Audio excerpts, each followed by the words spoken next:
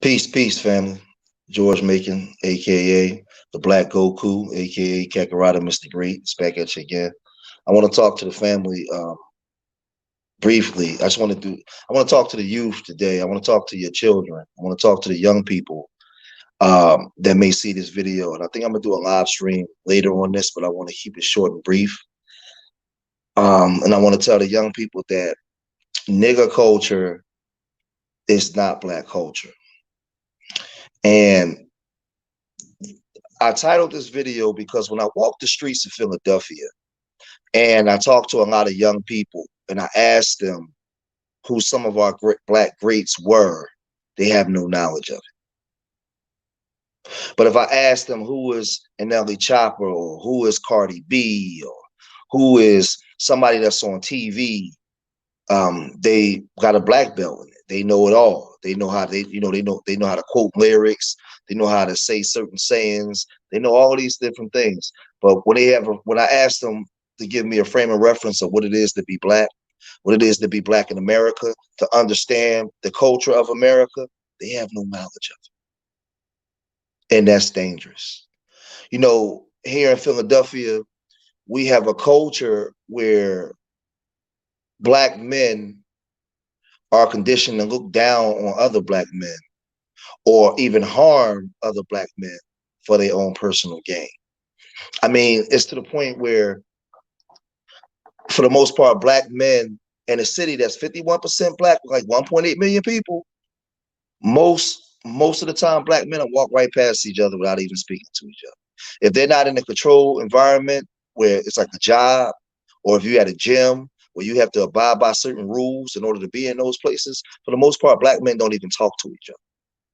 Looking at a black man's sneakers or a shirt for a period of time could cost you your life. That's how dangerous it is. We don't promote black intelligence, being a nerd. Where I have here Urban Nerds. And the reason why I created the Urban Nerds was to promote black intelligence back into the mindset of the people, not just the youth, the people, period. Um, we think that black culture is synonymous with this so-called nigger culture. It's not us. That's not our culture. Our culture is a long walk, a long journey, many years of fighting, many years of accomplishments and achievements. Uh, our culture. Some people, I've even heard some people say that African Americans don't have a culture. That's not true. We have a long, rich, deep history, long, rich, deep culture. But our children is not learning this culture. That's why it's so easy for them to fall into what I like to call nigger traps.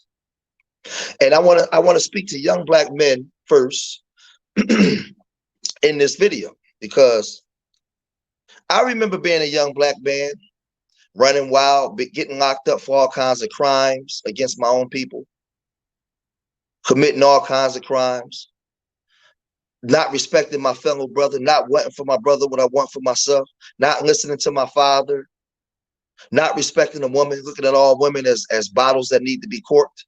That's how I looked at a woman, all women, black women. But when I got in trouble with the law and I got in front of that judge, I said, yes, Your Honor. No, Your Honor. Yes. I said yes, no, and excuse me to my attorney.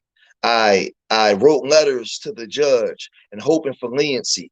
I began to behave and do all the things that I knew I should do right in order to get out. So that means that I knew right from wrong. And it's like we don't know how to behave towards each other, but when it comes to behaving to the system, we know how to be upstanding men with our chin in the air and doing all the right things until we get back out of prison again. Now, I'm saying this because as black men in the streets, living in street life, you'll do a home invasion.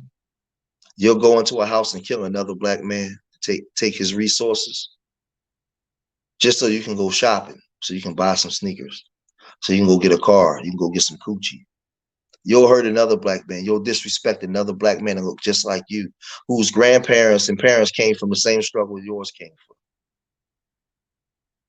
You'll commit acts of treason on your own people for just personal gain of material items. This is how they got us psychologically. They got you, black man. You won't build with your brother. You won't love your brother. You won't protect your brother.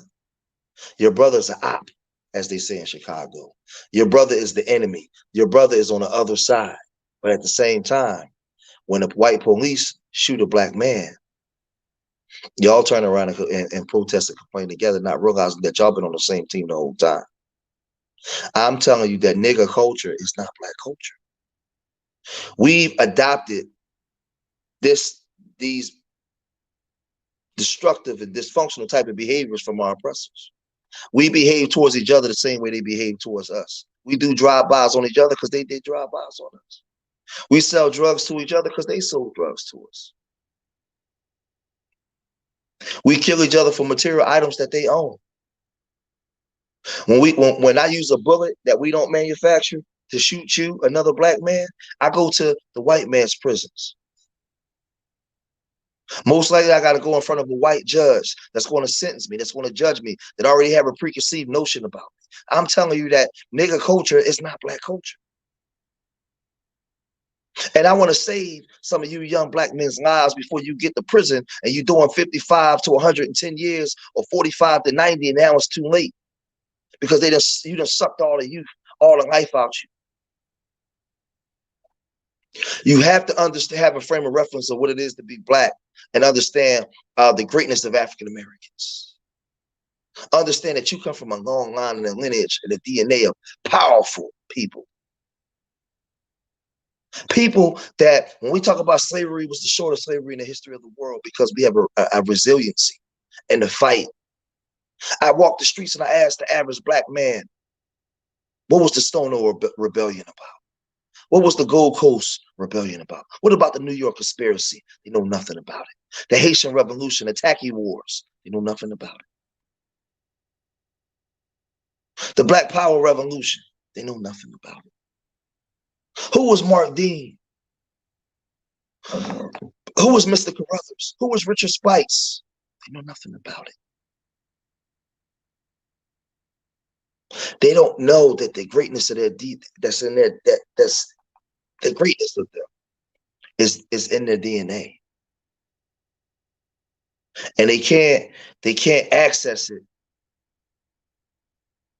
because they haven't been taught. They've been downloaded with all this demonic energy and this pain and anger, and they take it out on each other, same as our women do. You walk the streets, you ask the average black girl, she don't know the power. Ask her, say, just walk the streets and ask your niece or your daughter or just the average girl that you meet who was married Bethune-McLeod. Ask them who Ida B. Wells was, Shirley Chisholm. They don't know. Barbara Johns. They don't know. They don't know.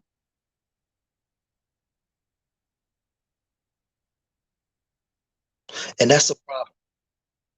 But they know what WAP is. They know what turning up is. They know what going on social media and showing their coochies and butts and spreading their cheeks. Not understanding their worth. They know how to do that. But if you say, do you know who Ida B. Wells was? They looking at you like you crazy. Because they have a spell put on them, man.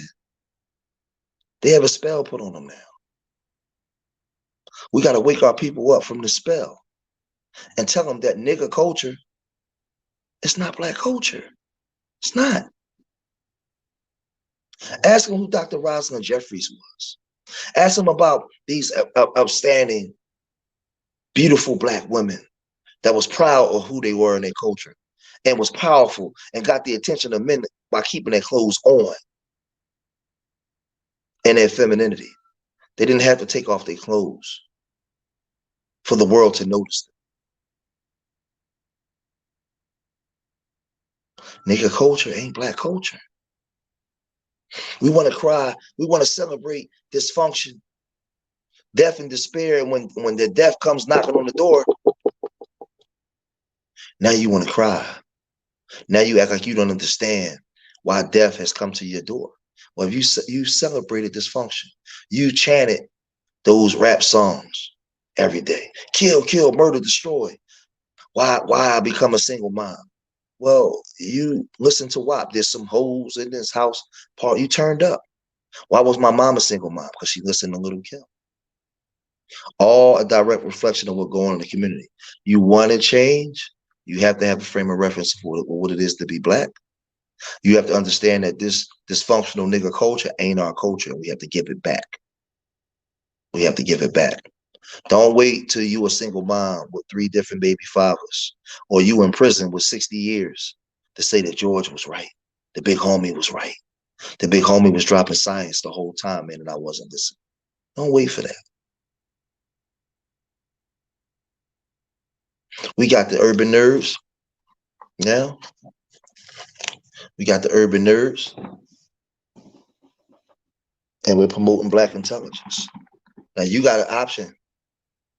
You want to be a nerd or you want to be a gangster? Which one you want to be?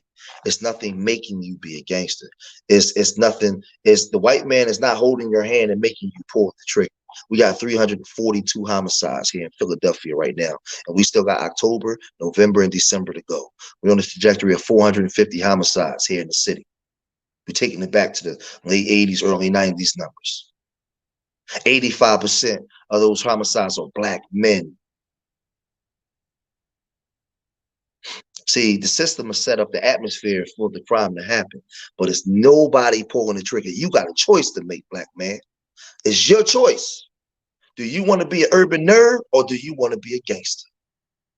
Do you want to be in prison, writing home, telling your baby mama and your mama how you're going to be better when you get out? Or do you want to set up provisions to prevent that by being an urban nerd? Which one you want to be? You want to be an urban builder or you want to be a gangster? You want to be a nigga? Which one you want to be? See, because I chose to be a nigga at one time and got to prison, and a man named Zachary Ricketts told me I wasn't a nigga. He began to wake me up. He began to undo that spell that they put on my mind, on my head. I learned how to put my titanium helmets on now to block the warlock spells and the elements that's within our society to keep me in nigga traps. Which one you want to be? You want to be a gangster? Or you want to be an urban nerd? Because urban nerds are all the inventors.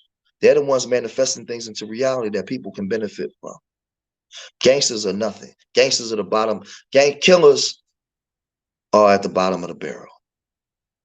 There's a difference between gangsters that run the world and petty crime gangsters in communities that's throwaways. So let's make a distinction.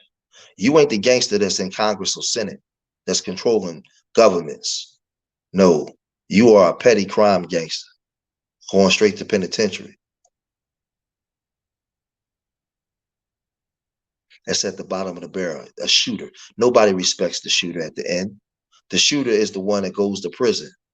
The shooter is the one that throws his life away. He's a throwaway. I'm telling you, nobody gives a fuck about the shooter. The shooter eventually has to go. You have to be a producer. You have to be productive. You have to be beneficial to your people, man.